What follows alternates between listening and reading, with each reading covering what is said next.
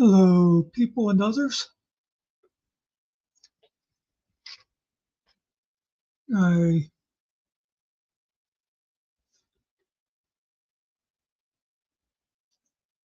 was I going to say? Do I have any idea?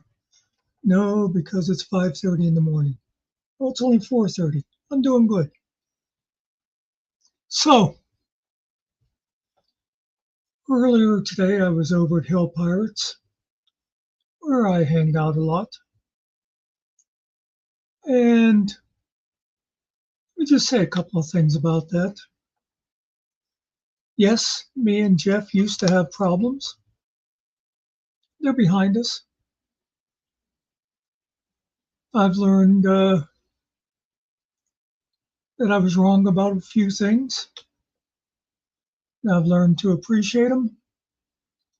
And I also share his distaste for Todd. So that works out good. And, some people find it amazing that I'm hanging out in Hill Pirates. I like Jeff. I like Ned. I like Scotto. I like Spider Dog, even though he's not really part of Hill Pirates. He's associated. Meanwhile, Finkel right now is hanging out with Todd, and he's not a fan of Jeff. He really doesn't like Spider Dog. But see, here's the thing. We are adults. We are not 14-year-old girls, Chris. We are not teenage girls who think that to be friends we have to like all the same people. Whiny vet. No, we can disagree on things and still be friends. So anyway, I was there in Hill Pirates chat, and it started off, I saw something amusing that I decided to screen shoot. And then as the night went on, there was more and more going on. So I got a lot of it. I'm going to share it with you. Let me just say, you'll notice, if you've seen me do this sort of thing before, I like to put little picture breaks in between the video clips rather than just have a bunch of video clips lined up. And tonight, the picture break is going to be Mo Finkel. Now the first clip is kind of apart from what happens afterwards, but it was interesting because what I found interesting with it was I had watched Chris Ryder earlier in the day. So when I saw him say something in chat, I thought, really? It seems I saw something different in your video today. So let's go ahead and bring that up. Notice Todd never wore a gun when he was there with me, not even a holster.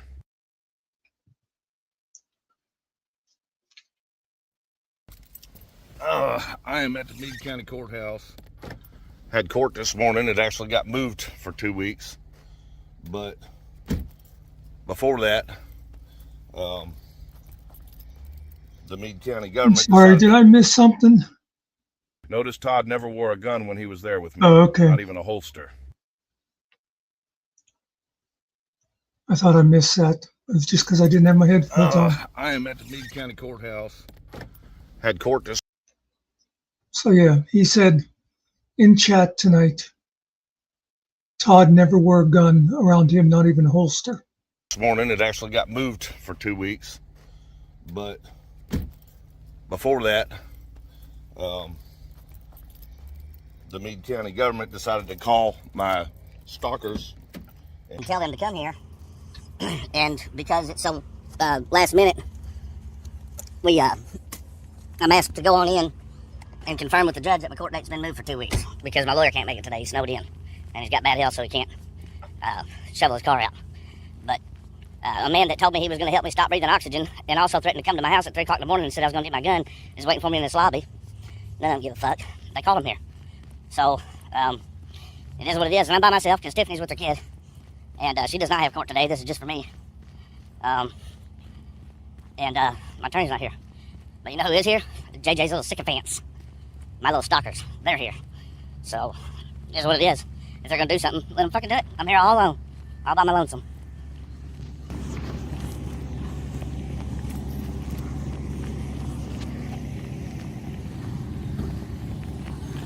You ever wonder what corruption looks like? It's right there. That's what corruption looks like.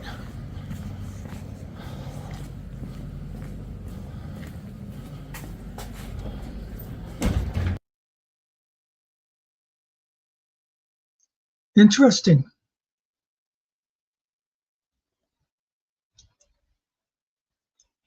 He had just said Todd never wore a gun around him, not even a holster. And that very day, he showed a video where he said Todd was standing in there with a holster. It's almost like he wants to control the narrative of his audience, isn't it? We may get back to some of that again later. Also, did you, well, I didn't show the end of it. You know, he was talking about all the, his stalkers were there. There was like Todd and one other guy. I'm not saying Chris exaggerates. I'm saying Chris lies. Okay, so what did I have next? Okay, now this next one. This is where I got pissed and things were bound to go downhill from there. Let's see what Chris had to say. And I think my reply will come right after it. I'm not buying the Bell's palsy thing. Hey, Chris, go fuck yourself. I don't care if you are having a problem with him. That's a low fucking blow, you asshole.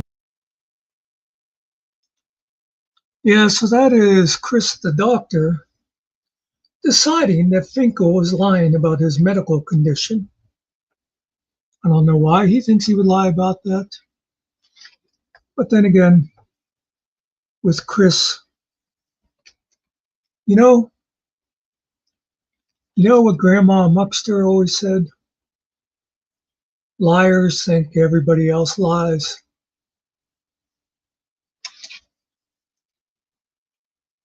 Okay. Oh, and this next part, I'm not sure. I think this might have been the one I missed. Let's see what comes up next.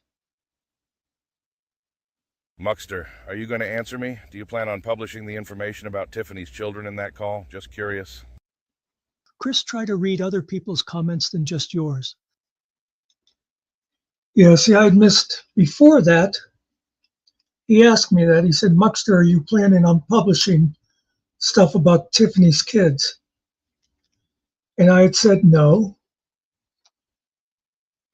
Finkel and I had both said that I would edit out any kind of doxing information. And I said that includes kids' names. But, of course, Chris doesn't pay attention to anybody else. He totally missed my reply. So he asked it again.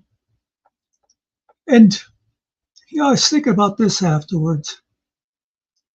So, in case, for those of you who don't know, this is all about a phone call he had with Finkel when Finkel was driving to New York. And if you saw Finkel's stream, you'll see he said about it that his phone rang once. He saw it was from Chris. and he knew he had done a video that would be upsetting Chris. So he wanted a way to wait. He was traveling through PA at the time, and he didn't know if Pennsylvania was a one-party consent state, and it's not, by the way. Pennsylvania's two-party. So he waited till he was in New York, and then he talked to Chris. And the first thing Chris said when he got on the phone was, "I don't know what state you're in, but I am in a one-party consent state, and I am recording this call." Okay. I don't think he expected Finkel would also record it. So I think he's in a panic mode now. You know, I think all of this is now him thinking, what kind of stupid shit did I say? Chris, if you don't want the stupid shit out there and you're being recorded, don't say the stupid shit. And let me say this about it, because he kept going on about, am I going to include the personal information about Tiffany's kids? And I said no. And he even had Tiffany upset enough that she contacted me and said, would you please make sure any information about my kids isn't in there? And I said, yeah, that's already been decided. Actually, if people had watched Finkel's videos, he did one after I had talked to him privately about upping the video, him saying that he'd have to send it to me snail mail for me to do it. And so then he did a video and he said was going to be doing that, but he said, I am going to tell Muxter to make sure he deletes any personal information. And later on, me and him were both on, and I told him, yeah, I'd already been planning that myself to make sure there was nothing personal in there. And by personal, we're talking like names, addresses, phone numbers, things like that. Finkel does not want it edited to try to make himself look good. He says he was upset enough that he's not sure how good his memory is. And he wants to see the video as is. And yeah, that's Finkel, you know. On the other hand, Chris, I'm not sure he wants people to see the real Chris. But yeah. So again, I had to establish a couple of times, not planning on putting any docs information in there. And let me mention this, Chris, by the way. You're lucky you're dealing with me and Finkel. Because if this had happened with somebody like, say, Todd, who might have a lower moral standard, they could just go ahead and put everything out there when you establish the fact that it's being recorded. So you know it's being recorded. All bets are off, jackass. You can't then say that someone invaded your privacy because you're the one that said, hey, this is being recorded. I'm surprised you don't know that since you claim to be a legal expert all the time. You always know all about the law, even though you can't seem to figure out the right place to file your protection orders. So that's two things. We started off with Chris the doctor not trusting Finkel's medical diagnosis. We got Chris, the lawyer. The man's amazing, considering I'm pretty sure he's a third grade dropout. Oh, now there was something else came in. I didn't bother doing the screenshot thing and voices with it, but Alan Killian had said, "Hey, Muckster, isn't it funny that somebody who's afraid of being recorded would record it?" And Chris said, "I'm not afraid of being recorded. Not afraid of being recorded, but you seem awful afraid of what you said." Again, I think Chris never thought there'd be another copy besides his own. That way he could just show his people what he wanted them to see. We'll show a little bit of that at the end. But then after that little exchange with Alan, Chris was going, "Who is Alan? Does anybody know who Alan is? Who's Alan? Have you ever seen him before?" Obviously, he decided, oh, I can't have another enemy. This must be some, Killa Sock or somebody like that from over at Todd's page. No, Alan's been around. He's been on my panel, so we've seen his face. He hangs out in Hill Street quite a bit. He's been over at Todd's, and by the way, in Todd's chat, they've accused him of being a Muckster sock. So yeah, Chris, once again, your paranoia. Okay, let's see what I had next. Oh,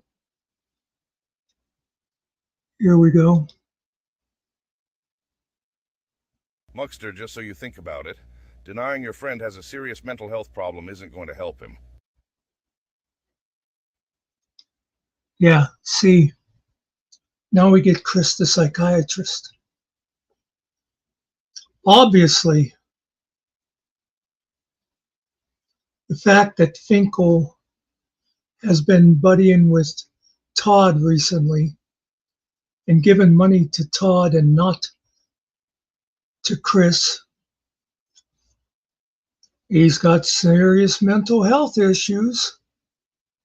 Right, Chris? Chris, you say denying your friend has mental health issues doesn't help. Let me be a friend for a second. Chris, you're a paranoid narcissist. You think everything's about you.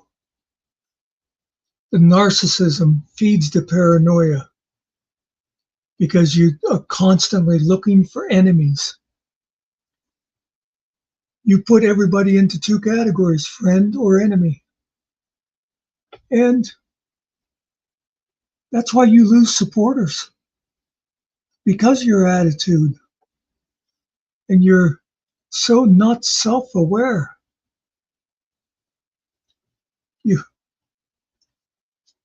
I saw another piece in that video you had today where you showed when you went on Finkel's panel and you said, I went on there to ask Todd a question, and you came on and you said,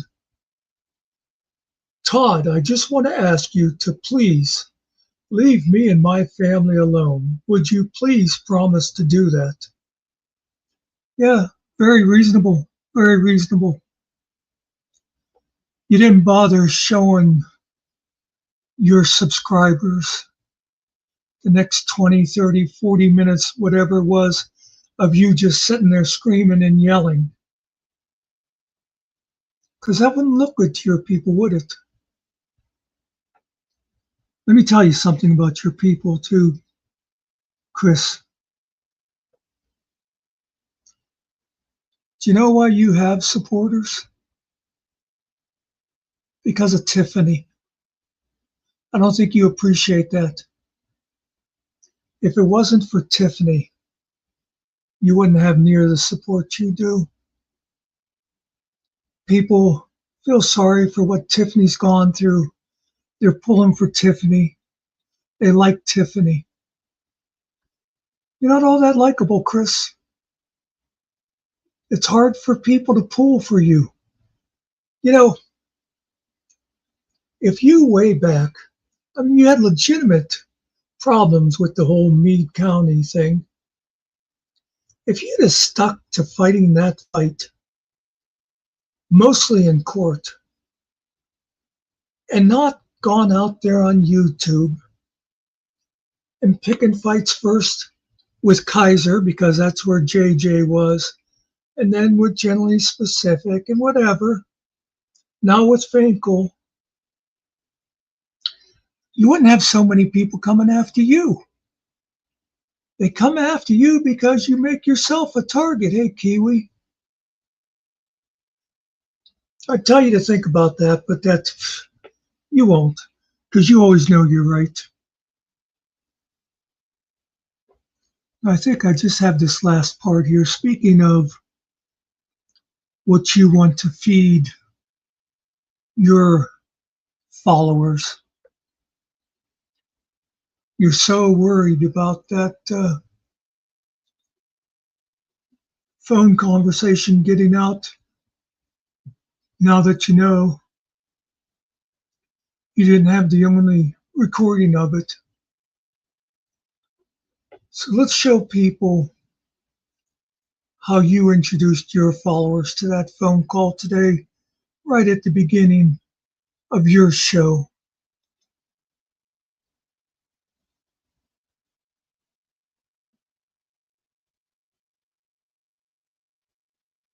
Listen up! Listen up! I've sworn this many times. I do solemnly swear to support and defend the Constitution of the United States of America against all enemies, foreign and domestic.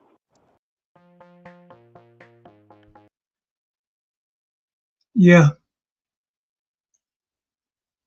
That's all you wanted to release from that, isn't it?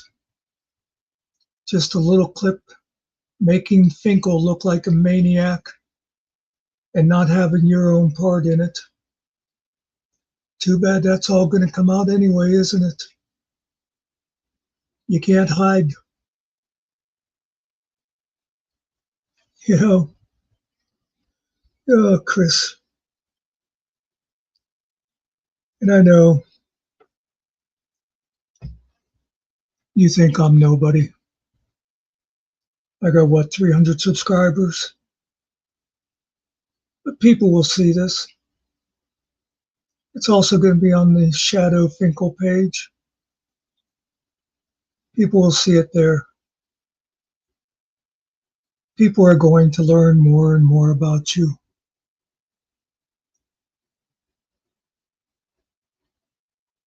Oh, yeah. Well, you know, Chief, the thing is, Chris doesn't even realize how much he and Todd have in common, because they're both paranoid narcissists. How they think everybody's against them. I remember when I first became aware of Todd, and at the time I was going into Stone Vets a little bit, and he knew I was connected to Finkel. And I can remember Todd like coming into our place, and he'd talk about, well, you people, and he'd be talking about things that the Stone Vet crowd did. Because as far as he was concerned, if you were standing next to the guy, you were with him. You were part of that whole plot against him. And that's the way Chris is. You're either a friend or you're an enemy.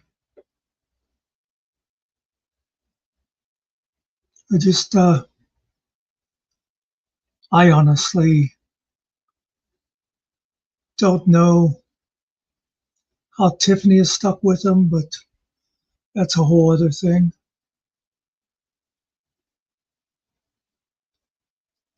Anyway,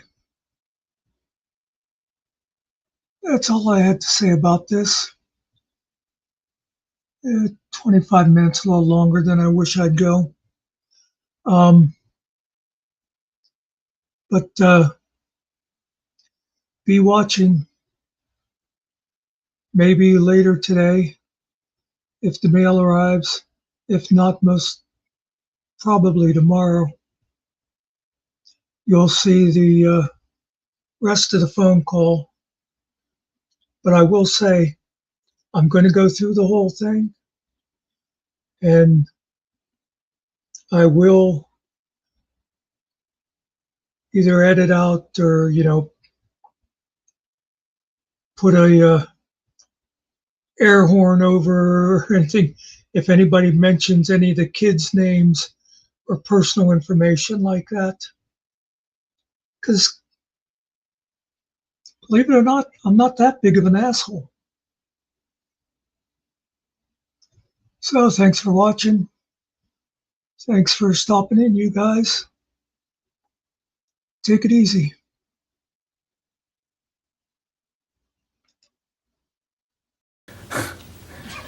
Is it me? It's him, right?